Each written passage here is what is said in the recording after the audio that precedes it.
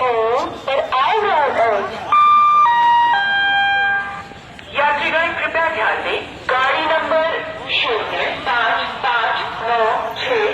मुजफ्फरपुर से समस्तीपुर वाया लहेरिया सराय, हरिहरघाट, रामबहादुरपुर, किशनपुर, मुक्तापुर के रास्ते मुजफ्फरपुर समस्तीपुर पैसेंजर स्पेशल थोड़ी देर में प्लेटफॉर्म नंबर 2 पर आ रही है।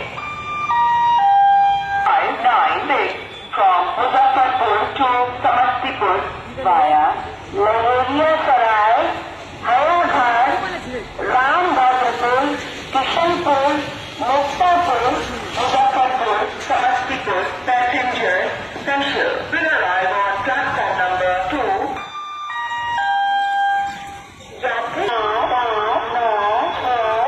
मुजफ्फरपुर का चलकर लहेरिया सराय, हरिहरघाट, रामबहादुरपुर, किशनपुर, मुक्तापुर को समस्तीपुर क्या शानदार लग रहा है।